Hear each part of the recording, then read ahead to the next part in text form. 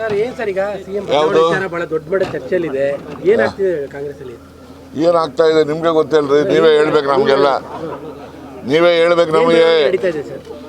ಏನು ಬೆಳವಣಿಗೆ ಏನಿಲ್ಲ. ಈಗ ಸಿ ಎಂ ಏನು ಹೇಳಿದ್ದಾರೆ, ಹೈಕಮಾಂಡ್ನವ್ರು ಹೇಳ್ದಂಗೆ ನಾನು ನಡ್ಕೊಳ್ತೀನಿ ಅಂತ ಹೇಳಿದ್ದಾರೆ ಅಷ್ಟೇ.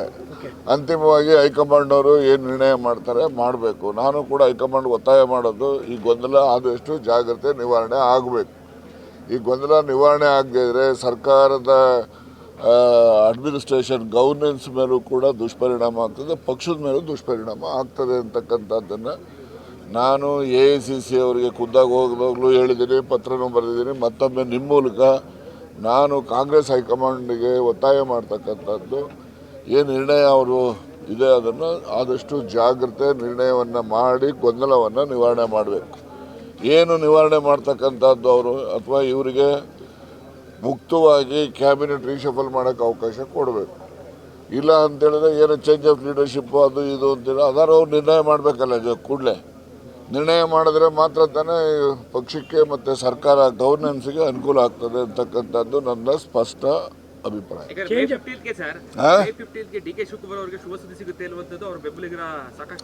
ನೋಡಿ, ಮನುಷ್ಯ ಯಾವಾಗಲೂ ಕೂಡ ಆಶಾಭಾವನೆ ಇಟ್ಕೋಬೇಕು. ಆಶಾವಾದಿಗಳಾಗಿದ್ರೇ ಜೀವನ.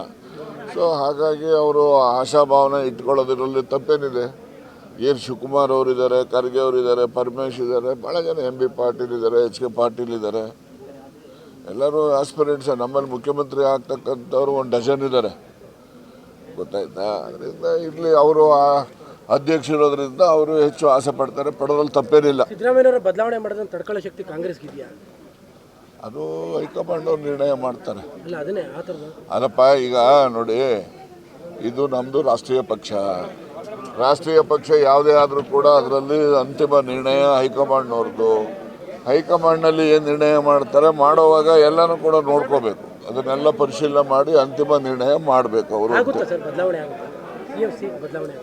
ನಾನು ಆಗುತ್ತೆ ಅಂತಲೂ ಹೇಳೋದಿಲ್ಲ, ಆಗೋದಿಲ್ಲ ಅಂತಲ್ಲ. ಅಂತಿಮ ನಿರ್ಣಯ ಹೈಕಮಾಂಡ್ನವ್ರು ಮಾಡಬೇಕು, ಆದಷ್ಟು ಜಾಗ್ರತೆ ಮಾಡಬೇಕು. ಭೇಟಿ ಮಾಡಿ ಮೈಸೂರಲ್ಲಿ ಇವತ್ತು ಮದುವೆಗಳಿದ್ದವು, 1-2 ಮದುವೆ. ಈಗ ಒಂದು ಮುಗಿಸ್ದೆ, ಇನ್ನೊಂದು ನಾನು ಹಾಸನ್ ಇನ್ಚಾರ್ಜ್ ಮಿನಿಸ್ಟರ್ ಇದ್ದಾಗ ನಮ್ಮಲ್ಲಿ CEO ಆಗಿದ್ದರು. ಅವ್ರ ಡಾಟರ್ ಮದುವೆ ಇದೆ ಸೈಲೆಂಟ್ ಶೋರಲ್ಲಿ. ಅದಕ್ಕೋಸ್ಕರ ಅಟೆಂಡ್ ಮಾಡಿಕೊಂಡು ವಾಪಸ್ ಹೋಗ್ತೀನಿ. ನನಗೇನು ಸಚಿವ ಸ್ಥಾನದ ಮಹತ್ವ, ನನಗೇನು ಸಚಿವ ಆಗಲೇಬೇಕು ಅಂತಲ್ಲ. ನಾನು ಯಾವಾಗಲೂ ಸಚಿವ ಇದ್ದಂಗೆನೆ. ಗ್ಯಾರಂಟಿ ನ್ಯೂಸ್, ಸುದ್ದಿ ಖಚಿತ, ನ್ಯಾಯ ನಿಶ್ಚಿತ.